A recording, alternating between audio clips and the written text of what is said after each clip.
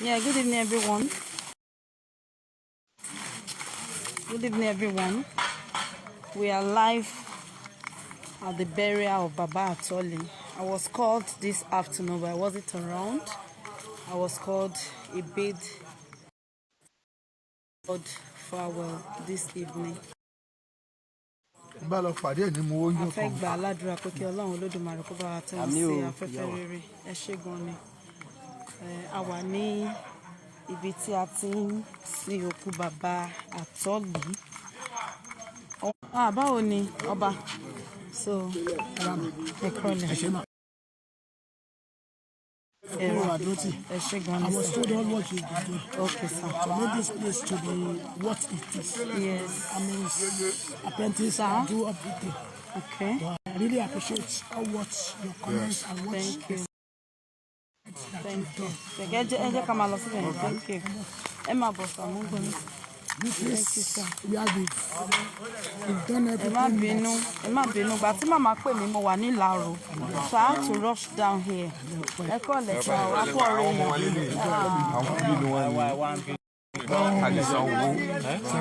that is start is Sanwo. Ọlọ́run dúró tì yín o. Sir? Okay. How ni baba? This two bedroom. This is a room and parlor set. Okay. 2 bedroom flat. So you let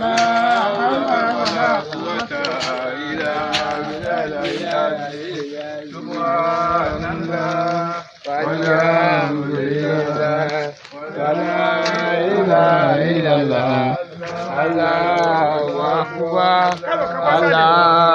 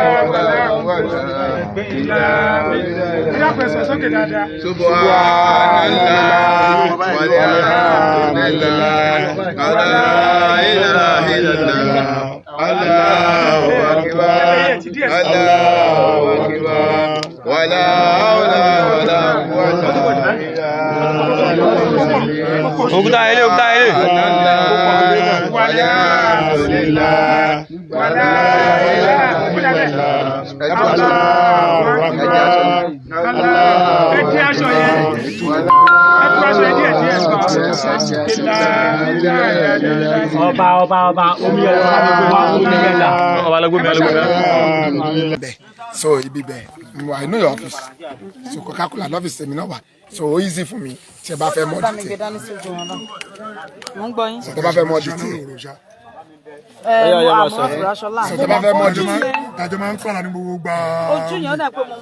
So I'm a she, but gbogbo nǹkan tó ní níbí sí this 2 bedroom flat táwọn fi ipa àwọn fẹ́ gbé and a room self ó wà ńbẹ̀ lẹ́yìn náà a ní room àpalọ self méjì lẹ́yìn gbogbo wájú táwọn náà ní ìpínlẹ̀ so gbogbo ìrànlọ́wọ́ tẹ́ ṣe fún wa appreciate it because a rí adẹ̀dúpẹ́ gbẹ̀yìn náà rí pé yes nǹkan tẹ́ ṣe rí pé kò ṣe pé wọ́n waste ẹ̀ èmi ni mo dúró ni mo ṣe gbogbo point ọmọọṣẹ́ ni mo jẹ́ fún bàbá ọmọọṣẹ́ ni mo jẹ́ orúkọ tèmi ní Isiaka Ọláníyìdélò.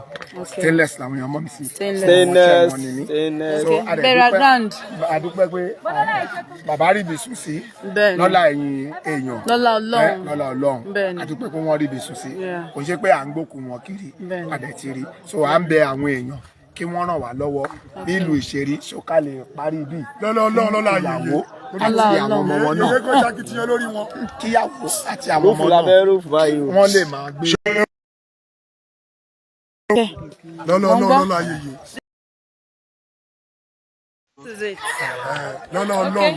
lọ́la yeye. ẹ bá mi gbé wọn báyìí.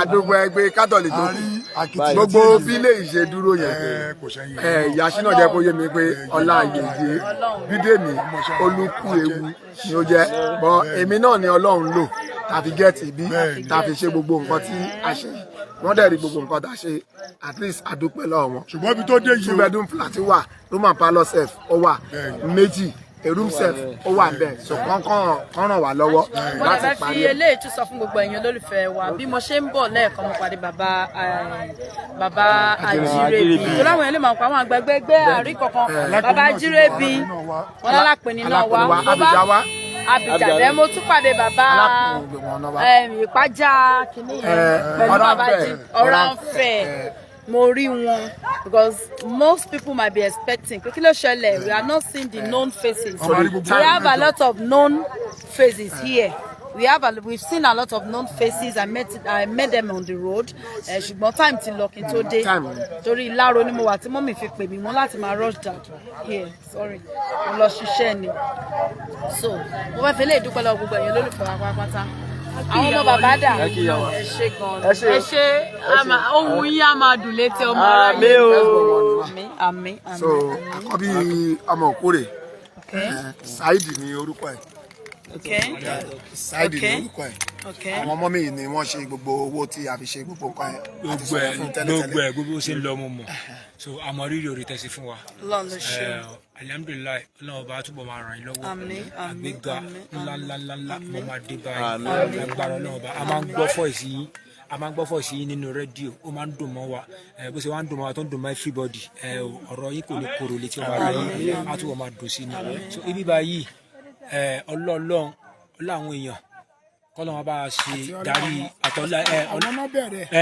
ọlá yín ọlá àwọn èèyàn tó máa bá wa tó máa ràn wá lọ́wọ́ láti fi parí ibi báyìí so 2-bedroom and a room self then room and parlour self méjì ló wà lẹ́yìn so ọlọ́run ọba ló bọ́ọ̀lù ràn lọ́wọ́ ọlọ́run ara everybody lọ́wọ́ o ẹ̀ ń bá ṣe wá lóore ọlọ́run á ṣe wọ́n lóore o agbára tó bẹ ọlọ́run ọba ṣe mo dúpẹ́ o ṣe gan ni Ọlọ́run ló ṣeun bàbá mi lágbára Ọlọ́run ayé tí dájú òdúró jẹ èèyàn ọmọ wa jẹ lágbára Ọlọ́run so that is it àwọn nǹkan tó.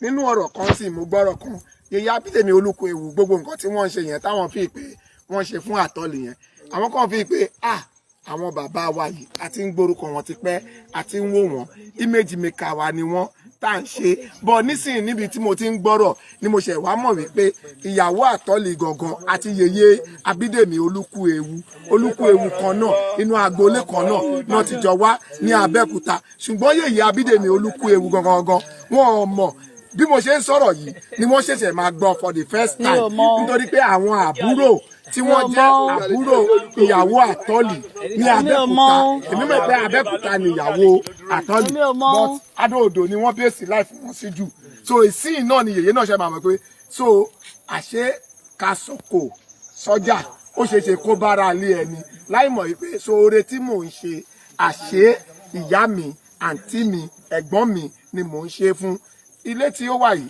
èmi ni Ọlọ́run lò tí a fi ṣe gbogbo wọn ṣùgbọ́n yèyé olúkú ewu àwọn ni wọ́n bá wa ṣe gbogbo ìrànlọ́wọ́ tí a fi ṣe gbogbo nǹkan tí a ṣe yìí mo dẹ̀ dúpẹ́ fún Ọlọ́run wípé Ọlọ́run náà ríbi tí a bá dé ìrànlọ́wọ́ là ń béèrè lọ́wọ́ àwọn èèyàn wípé gbogbo alamọ bí ìlú ìwà ṣe rí àkàn lè fi bàbá wálẹ̀ níbi bí bàbá dẹ̀ ń gbé bẹ̀ gbogbo alamọ bó ti ṣe máa rí Ọlọ́run á ràn wá lọ́wọ́ Ọlọ́run á dẹ̀ bá ràn yèyé wa lọ́wọ́ lágbára Ọlọ́run yèyé olúkú ewu foundation ọlọ́run ò ní jẹ́ kó bàjẹ́ Fàájì FM níbi tí yèyé wa ti ń sọ̀rọ̀ tó ti ń dàbí ẹ̀dùn tó ti ń rọ̀ bí òwe ọlọ́run ò ní jẹ́ kó bàjẹ́ gbogbo àwọn ọ̀gá wọn ọkọ ọba adá ọba ọlọ́run ò ní jẹ́ kó ṣe àwọn lẹ́sẹ̀ gbogbo ibi tẹ́ ti mówó tí ẹ ná àgbà náà ò ní wọ̀bẹ̀ ẹ ṣe ẹkú àdúró tì wá ọlọ́run àdúró tì yín ọlọ́run ara láàánú sí ẹ̀yin sáwọn ọmọ yín gbogbo ibi tẹ́ wá fọkàn rí sí tẹ́ fọkàn rí sí ẹ̀ bá láàánú pàdé ẹ̀ bọ́ọ̀lù pàdé lọ́la wà láúlá wàlákùwátá ìlàbìlà